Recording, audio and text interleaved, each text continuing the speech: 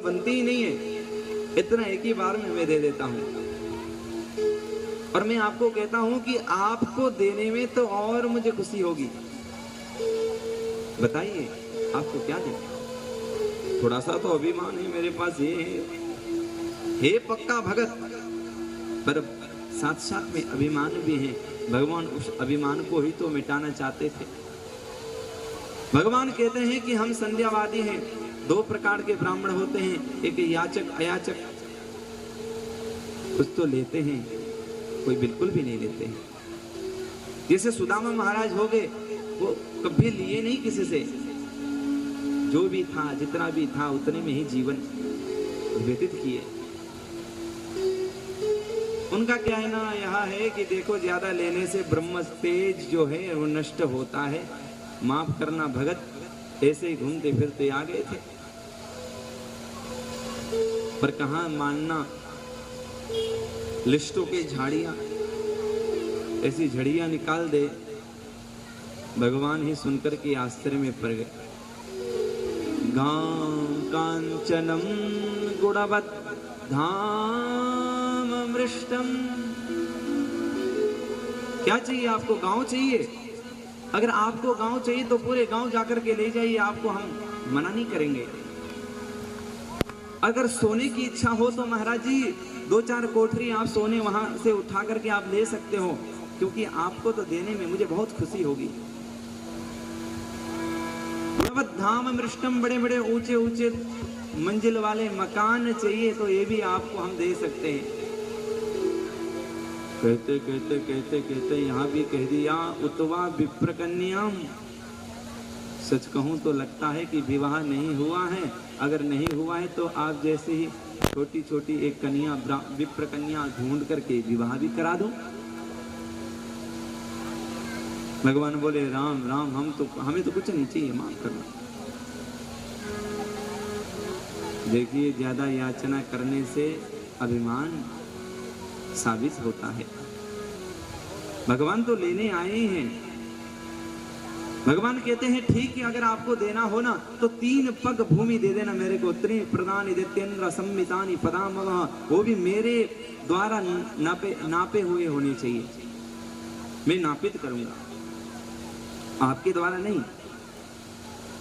ठटक करके हंसने लगा। वाह भगत, वाह महाराज जी, आप ऐसे, मुझे तो लगता है कि आपका स्वरूप जैसा छोटा छोटा सा है, अब छोटे अवस्था में हो, उसी प्रकार आपकी बुद्धि भी छोटी होगी जो इस प्रकार याचना कर रहे हैं आप। आपको पता नहीं है क्या हम बलि हैं? 3 पग भूमि से क्या होने वाली है? और आपके द्वारा नापे हुए जमीन में तो महाराज छोटी सी कुटिया भी नहीं बन सकेगी। कुछ और मांगिए, कुछ और मांगिए। भगवान कहते देखो पहले तो हम मना कर रहे थे, देना हो तो दे दो, नहीं तो हम चल देते हैं। पर ठीक ठीक ठीक, आपको देने की बड़ी इच्छा है, जहां आपको मन करे वहां से लेके जाना। पर भगवान कहते रुको, संकल्प तो करो, बिना संकल्प कुछ कार्य नहीं करते हम। संकल्प करने के लिए, जल लेने के लिए अंदर गया, दौड़ा। बेचारा भगत को तो कुछ पता नहीं था, पर शुक्राचार्य महाराज बड़े तेजस्वी हैं, सब टुकड़ टुकड़ देख रहे थे कि हो क्या रहा है। अंदर जाकर के बोले तुम जानते हो बाहर जो खड़ा है वो कौन है? कोई ब्राह्मण लग रहा है क्या? कोई भोला लग रहा है तुम्हें? अरे नहीं, अरे ये तो साक्षात भगवान ही तेरे द्वार पर आए हैं, और देवताओं के कार्य को सफल बनाने के लिए। संकल्प बिल्कुल मत करना, नहीं तो त्रिलोक की पूरी संपत्ति चली जाएगी। बलि कहता है कि महाराज जी मैंने तो कह चुका हूं कि जल से संकल्प करना है, संकल्प थोड़ी होता है, वाणी से संकल्प नहीं हो सकता है। मैं झूठ बोल दूं, आप ऐसी शिक्षा देते हैं। वो कहे कि देखो ऐसे कई स्थान है जहां झूठ बोला जा सकता है, शास्त्र सम्मत है, शास्त्र मना नहीं करते। बोले कहां? गो ब्राह्मणा हिंसार्थे नानृतम स्याद्जुगुप्सितम्। अगर धन की रक्षा करनी हो या तो एक छोटा सा झूठ आपकी अपार संपत्ति की रक्षा कर सकता है, तो एक झूठ बोल देना चाहिए, ऐसा शुक्राचार्य महाराज कह रहे। अगर किसी का विवाह नहीं हो रहा, किसी ने पूछा कि महाराज जी हम बगल वाली कन्या देख करके गए हैं, आप जानते होंगे कैसी है, तो विवाह हो इसलिए कह दो, पता भी ना हो तो कह दो बहुत अच्छी है। आपके एक कहने से अगर विवाह हो रहा हो तो कह भी देना चाहिए, कोई चिंता नहीं। और गौ की कहीं हत्या हो रही हो, एक झूठ से गौ हत्या रुक सकती है, तो वो झूठ भी ग्राह्य है, वो निंदनीय नहीं है। ऐसे कई स्थान हैं।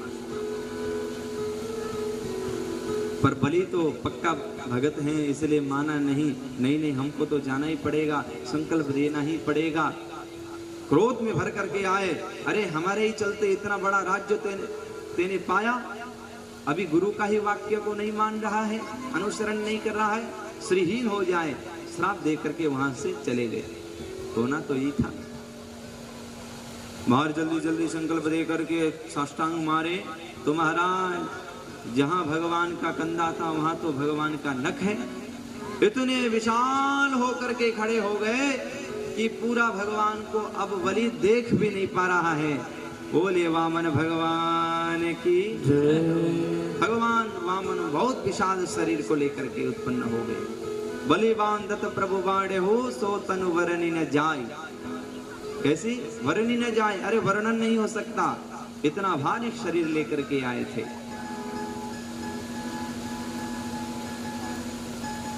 पहले एक ही पग में पूरी धरती को नाप दिए, दूसरे पग में त्रिलोकी को, और तीसरे पग कहाँ रखे?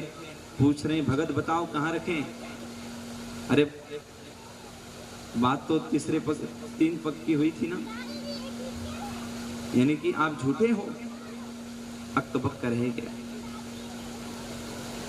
ठीक है महाराज जी, ऐसा करते हैं, आपने सभी क्षेत्र को नाप तो लिए, परंतु मेरे शीश को नहीं नापे हैं। अब करना कि तृतीय पग मेरे शीश पे रख देना। तो भगवान को ऐसा कहे तो भगवान शीश पर रखे तो सीधे रसातल को चलाए। अब प्रश्न करता तो यही सोच रहे होंगे कि भगवान इतना निर्दयी होते हैं क्या? जिनने सर्वस्व देना चाहा उनको भी ऐसे लात मार के नीचे पहुंचाना, ये कोई भगवान का कार्य हो सकता है? ब्रह्मा भी आकर के बोले कि प्रभु आपकी ऐसी दया तो हमें अच्छी नहीं लगी, ये भी कोई दया करने की प्रक्रिया होती है क्या? भगवान बोले कि देखो, अभिमान को नष्ट करने के लिए मैंने ऐसा कहा, ऐसा किया, पर अब करूंगा क्या? बलि को वापस बुलाया गया और भगवान सबको देखते देखते कहते हैं कि बलि, तेरे भक्ति से मैं प्रसन्न हो गया, अब तू अभिमान रहित भी हो गया। अगले मनवंतर में तू ही इंद्र बनेगा, और जब तक नहीं बनेगा तब तक जिस क्षेत्र में तू रहेगा वही संपदा से तू घिरा रहेगा। और बोल क्या चाहिए? बलि हाथ जोड़ करके बोला कि प्रभु ये सब तो ठीक है, पर आपका दर्शन कब होगा? तो भगवान यहाँ तक कह दिए, सुनो ठीक है, अगर मेरा दर्शन करना चाहता है तो गदा लेकर के तेरे द्वार पर मैं खड़ा रहूंगा, सदा द्वारपाल बनकर के रहूंगा, नित्य आते जाते नित्राम दृष्टाम मीमाम तत्र गदा पाणी अवस्थितम, आते जाते तू दर्शन कर पाएगा। ऐसी करुणा को देख करके सब भाव विभोर हो गए। बोले सच्चिदानंद भगवान की जय।